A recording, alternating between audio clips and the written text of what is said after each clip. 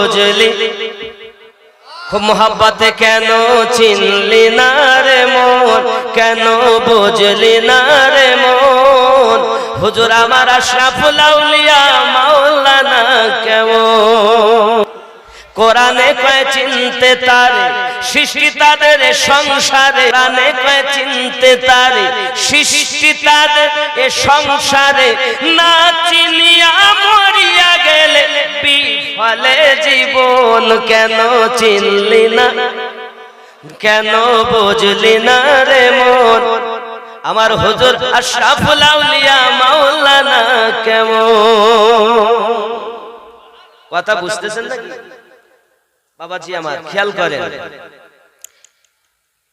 চিনতে পারে সাধ্যকার চিনতে পারে সাধ্যকার চিনিবার ইচ্ছা যায় চিনতে পারে সাধ্যকার চিনিবার ইচ্ছা যায় হৃদয়ে চোখ ধরিয়া দেখো কেন দুর্ভিক্ষণ কেন চিনলি মন কেন বুঝলি না মন আমার আশরাফুল আউলিয়া মাওলানা কেমন বাবা আল্লাহর আউলিয়া যারা হয় আল্লাহ পাক কোরআন মাজিদে তাদেরকে সালেহিন বলেছেন অপর জায়গায় বলেছেন সিরাতাল্লাযীনা আনআমতা আলাইহিম ইনআম প্রাপ্ত ব্যক্তি যারা আল্লাহ পাকের নিয়ামত প্রাপ্ত ব্যক্তি তারা আল্লাহর আউলিয়া বান্দা কখনো বলেছেন সালেহিন কখনো বলেছেন সিদ্দিকীন কখনো বলেছেন আপনার কিনা মুর্শিদ আবার কখনো বলেছেন ওসিলা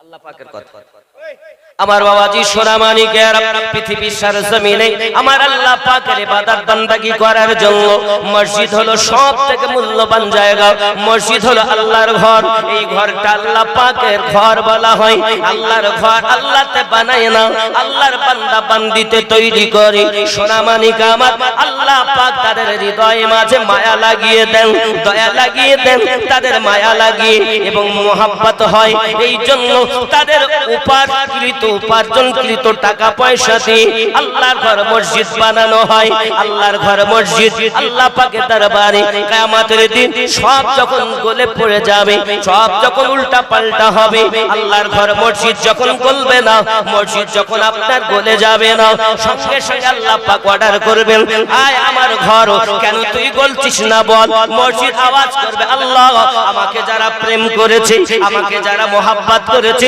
আমাকে যারা ভালোবেসেছে নিজে না খেয়ে আমাকে ভালোবেসে টাকা পয়সা দিয়েছে দান ধন করেছে আল্লাহ গো তাদেরকে যদি আমার বুকে করে আমার পেটে করে জান্নাতে নিয়ে যাওয়ার গ্যারান্টি দাও আমি মসজিদ এখনো ধ্বংস হয়ে যাব আমার আল্লাহ পাক আল্লাহ তাআলা বলেন আমার ঘর মসজিদ তার ভিতরে ঢুকে আমার বান্দারা ইবাদত বান্দেগি করেছে আমি তোর আশা পূর্ণ করব কিয়ামতের দিন তুই তাদেরকে বুকের ভিতরে ভরে জান্নাতে নিবি সুবহানাল্লাহ সুবহানাল্লাহ নবীর উম্মত এই জগতের বুকে যদি আমরা আল্লাহর ঘর মসজিদকে ভালোবাসি আল্লাহর বন্ধু আউলিয়াদেরকে মোহাব্বত করি আমরা যদি রাসূল পাককে মোহাব্বত করি ইহ জগতে আমাদের লাভ হবে পর জগতে আমাদের লাভ হবে কারণ মুর্শিদ আমাদেরকে ইহ জগতে রাহবার পর জগতে আমাদের রাসূল পাকের সঙ্গে মিলিয়ে দেওয়ার জন্য তিনি আমাদের হেদায়েতের কান্ডারি রাসূল পাকের সঙ্গে মিলিয়ে দেওয়ার জন্য কান্ডারি আল্লাহ পাক কোরআন মাজিদে তার প্রমাণ দিয়েছেন আব্বা আমার সোনামানিকেরা মসজিদ আমাদেরকে না নিয়ে বাবা আমার গলবে না আমাদেরকে না নিয়ে যাবে না আল্লাহ পাকের ঘর আমাদের মোহাব্বতের জায়গা আল্লাহর ওলি সে তারাও আমাদের মোহাব্বতের জিনিস ইহ জগতেও তুমি লাভবান পর জগতেও লাভবান সুবহানাল্লাহ সুবহানাল্লাহ ঠিক না বাবা ওরে আমার সোনামানিকেরা আপনি যদি এখনই মারা যান মারা যাওয়ার পরে আপনাকে কবরে রাখা হবে বাবা কবরে রাখার পর এক ফেরেশতা আপনার কাছে এসে রূহটা যখন দিবেন দেওয়ার পরে আপনাকে বলবেন ওরে আল্লাহর বান্দা বান্দি তুই দুনিয়া থেকে ইন্তেকাল করে গেলি তুই দুনিয়ায় যত কাজ করেছিস লেখ কোথায় কলম পাবো? কলম হলো তোর হাতের আঙ্গুল। কালি কোথায় পাবো? গালের থুতু হলো তোর কালি। কাগজ কোথায় পাবো? তোর কাফনের কাপড় হলো কাগজ। লিখ যুবকরে সোনামানিকেরা, তখন তার গালের থুতু হবে কালি, আর পরিধানের কাফন হবে তার কাগজ, আর আঙুল হবে তার আপনার কিনা কলম। এখন গালের থুতু দিয়ে দিয়ে কাফনে লিখতে হবে। লিখবে তখন আমি অমুক জায়গাতে দান করেছিলাম, আমি অমুক জায়গাতে আপনার কিনা ভালো কাজ করেছিলাম, অমুক জায়গায় মানুষকে উপকার করেছিলাম। সব কিছু যখন লিখবে সোনামানিক আমার ফেরেশতা সঙ্গে সঙ্গে একটি কাপড় আপনার থেকে কেড়ে নেবে। এবার বলবে লিখো, কোথায় তুমি ভুল কাজ করেছো, পাপ করেছো। তখন লিখতে চাইবে না। ওরে আমার সোনা মানিকেরা, ওই সময় আপনি লিখবেন না, ভয় থরথর করে কাঁপবে। বলবেন না আমি পাপ করিনি, না আমি জেনা করিনি, না আমি পরের জমি আল ঠেলে চাষ করিনি, দুনিয়ার জমিনে কোনো গুনার কাজ আমি করিনি। আমার জবান বন্ধ হয়ে যাবে। হাত তখন কথা বলবে, পা তখন কথা বলবে, চোখ তখন কথা বলবে। বন্ধুরে সোনামানিক, আজ যে চোখ দিয়ে তুমি দেখতেছো, এই চোখ তোমার বিপক্ষে সাক্ষী দেবে। যে পা দিয়ে তুমি হেঁটে হেঁটে চলেছো, ওই পা তোমার বিপক্ষে সাক্ষী দেবে। ওই বিপদের সময় যদি আমাদের কোনো রাহবার থাকে, ওই সময় আমাদের রাহবার বাঁচাবেন দয়াল নবী। সুবহানাল্লাহ, সুবহানাল্লাহ। কারণ রাসূলে পাক কবরে হাজির হবেন, চিনবে তিনি, প্রেমিক হবে যিনি। রাসূলকে চিনবে, চিনবে না সবাই। দুনিয়ায় যারা আউলিয়া চিনেছে, সেই নবীকে চিনলে, আউলিয়া চিনলে নবী পাওয়া যায়, আর নবী চিনলে আল্লাহ পাওয়া যায়। কথা বুঝতে পারছেন? ভালো করে বুঝতে হবে বাপ। কোরআনুল মাজিদে আউলিয়া সঙ্গ নেওয়া, আল্লাহ বলেন আমি তাকেই আউলিয়ার সঙ্গে মিলাই যাকে আমি আল্লাহ হেদায়েত দিব মনে মনে। তাহলে যারা আউলিয়া পেল না, আল্লাহ তাদের হেদায়েত চায় না। সূরা আল কাহফ আয়াত নাম্বার 17। অনেকে বলে আউলিয়া আবার কি? আউলিয়া আবার কি কাজে লাগবে? সূরা বনী ইসরাঈল 71 নাম্বার আয়াত দেখো। আউলিয়া তিনি হাসরের মাঠে ইমাম হয়ে নবীর সাথে আপনাকে সাক্ষাৎ করিয়ে দেবেন যিনি। সুবহানাল্লাহ, সুবহানাল্লাহ। সব আউলিয়া নবীর সঙ্গে দেখাবে না, কারণ যে দুনিয়াতে নবী দেখিনি সে আপনাকে কেমন করে ওখানে চিনাবে? আগে আউলিয়া হয় তারা। আউলিয়া দুই রকম, ওলি দুই রকমের। 7 নাম্বার সূরা 3 নাম্বার আয়াত, সূরা আল আরাফ আয়াত নাম্বার 3। মিন দুনিহি আউলিয়া, এটা হলো দুনিয়াদার আউলিয়া। আর 10 নাম্বার সূরা 62 নাম্বার আয়াত, আলা ইন্না আউলিয়া, এই আউলিয়া আল্লাহর আউলিয়া। আর 7 নাম্বার সূরা 3 নাম্বার আয়াত, এই আউলিয়া শয়তানের আউলিয়া। আপনি শয়তানের আউলিয়াকে যদি আল্লাহর আউলিয়া মনে করেন তো শয়তান পাবেন, আর আল্লাহর আউলিয়াকে যদি সঠিকভাবে ধরতে পারেন তাহলে আপনি আল্লাহও পাবেন, নবীও পাবেন। কথা বুঝতে পেরেছেন? এটাই হলো সঠিক পথ, এটাই জান্নাতের পথ, বাকি সব বাতিল। আব্বাজি আমার সোনা মানিকেরা, এই জগতের বুকে আল্লাহর পাকের একজন আউলিয়া বান্দা ছিলেন। আব্বা আমার, আমি আপনাদের কাছে তার ঘটনা উত্থাপন করব, ঘটনা আপনাদের কাছে আলোচনা করব। তিনি ছিলেন শেখ ফরিদউদ্দিন গান্ধী সরকারের ভাগনা, নাম তার আলাউদ্দিন আলী আহমদ সাবির কালিয়ারি। জোরে বলুন সুবহানাল্লাহ। 592 তার জন্ম নিয়েছিলেন বাবাজি আমার হেরাত শহরের ভিতরে, যার নাম হলো আলাউদ্দিন আলী আহমদ। কথা বুঝেছেন?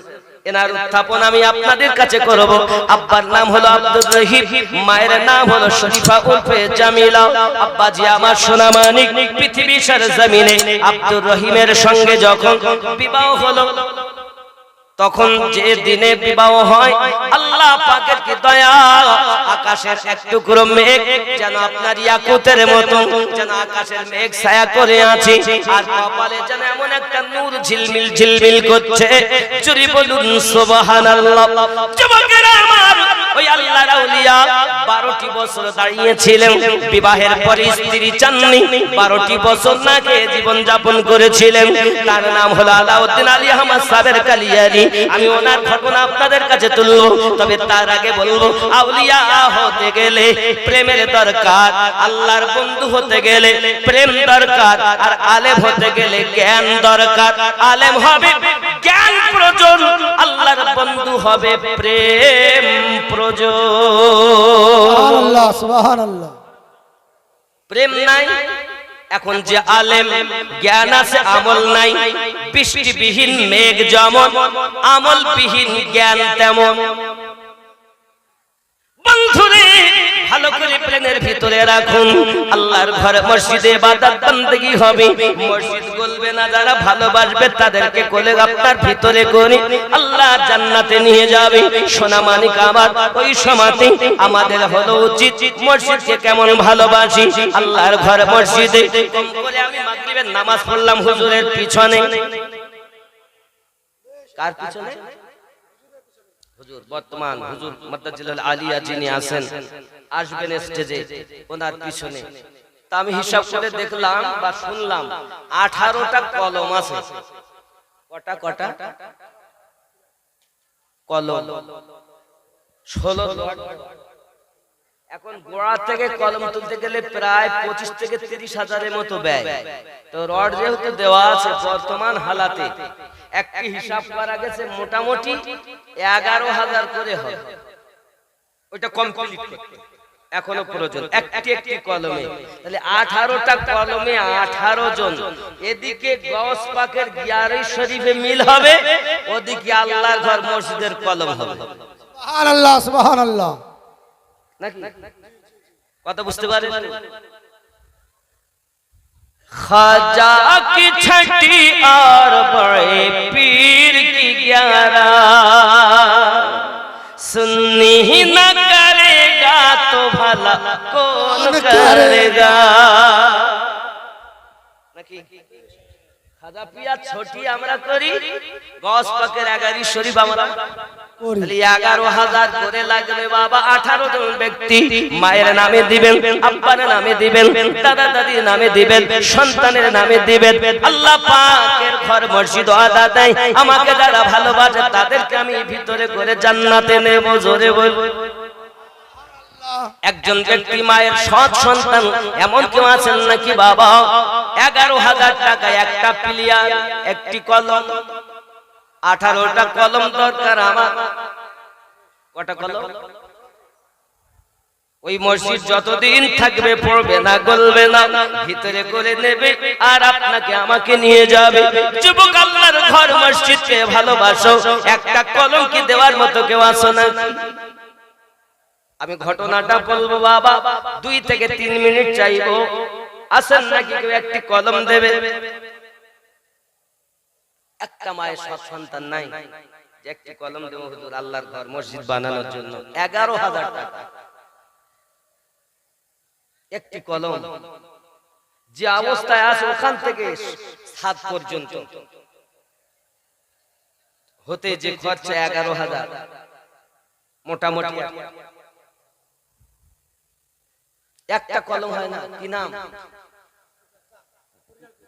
পরিহারপুর মোহাম্মদ আব্দুর রাজ্জাক সাহেব একটি কলমের দাতা। নারী তাকবীর, আরো জোরে নারী তাকবীর, নারী রিসালাত, নারী রিসালাত, নারী হায়দারি, নারী ও নারী খাজা।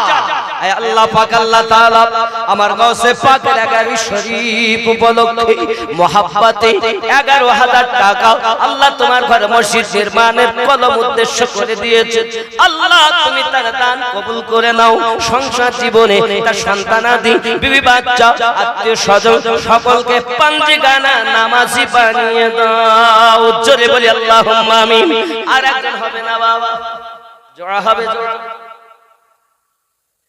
জোড়া হবে। আব্দুল রাজ্জাক সাহেব দিবেন, আর একজন হয় না আমি মুসাফির মানুষ 11,000 টাকা চেয়েছি, বেশি চাই, নাম লিখিয়ে দেন লাভ। 2 নম্বরে একজন আছে ওয়াজ চালু করব, আর 1 মিনিট চাইবে, 1 মিনিট পর ওয়াজ চালু করব, জীবনীটা বলেন কেউ আছেন? 2 নম্বরে একজন দিবেন, হবে না বাবা? মসজিদ বানায় সে, আল্লাহ যাকে কবুল করে নেয় সে। আজ এসেছেন তো আপনি, আজ কবুল হবে। আব্বা আমার জানি না কার দোয়া কবুল হয়, আজকের দোয়া যদি কবুল হয় তো বড় পাক।